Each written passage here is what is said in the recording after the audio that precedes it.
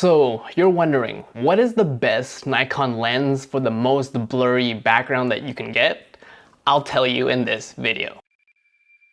So I got this comment the other day and they were like, hey, Peter, what is the best lens for the best blurry background? And to give you guys some insight for those who don't know, having a blurry background is essentially having a shallower depth of field. And it correlates to aperture. The lower your aperture is, the more blurry the background, or you have the ability to make the background a lot more blurrier, having whatever that is in the front be more in focus. For example, if you shoot at f/16, the reality is almost everything will be in focus. In comparison, if you shoot at f/2.8 or f/1.8 or even f/1.4, that is where you have the most blurriest backgrounds. So to answer your question, what lens will have the best bokeh or the best shallow depth of field or having it the most blurry, the reality is there is the Nikon, especially for Nikon cameras, is the Nikon 50mm 1.4 lens, which I personally have not used myself. But if I had to recommend one single lens for having a shallow depth of field, that is the 35mm 1.8G Nikon lens. And that is one of the lenses that I first bought when I started using my D5200.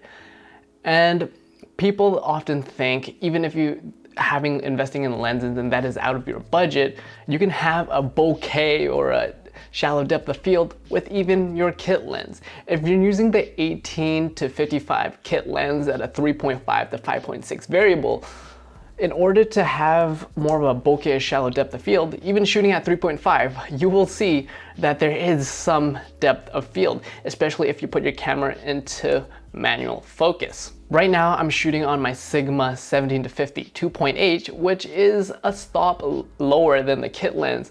But as you can see here, my hand is in focus and my face is blurry. That is because I'm focusing on my hand and the depth of field is at 2.8 aperture. So if I focus to infinity, all the background is in focus, but now the front of whatever is not in focus. But the thing is, you can do the same shallow depth of field, although it might not be the most blurry, with a kit lens. And to further emphasize that is you can just zoom in and do the same type of shallow depth of field with your kit lens. Just because you have a kit lens that shoots at 3.5 to 5.6, it does not mean that there's no shallow depth of field. It's all according to your aperture and whether or not you're shooting at 3.5, because 3.5, contrary to a lot of people's belief, you can get Bokehlicious shots. So to answer your question, what is the best lens in my opinion for the most blurriest background and those buttery smooth bokeh balls or those bokeh background type of portrait for photos and videos, I personally recommend the 35mm 1.8G, which I've done already like a ton of videos and reviews on. So check that out in the description below.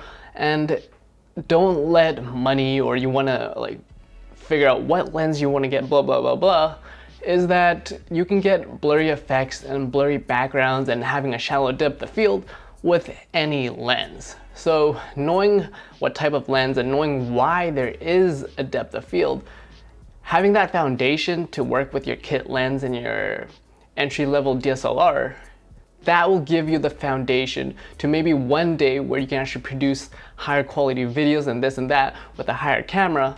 Then you want to invest in the lens. But when it comes to Nikon cameras, you can get tons of blurry videos and photos with just whatever it is that you got. I've always been a preacher of use what you got until you maximize all of that benefit, then to the point where you're able to step up into the next level.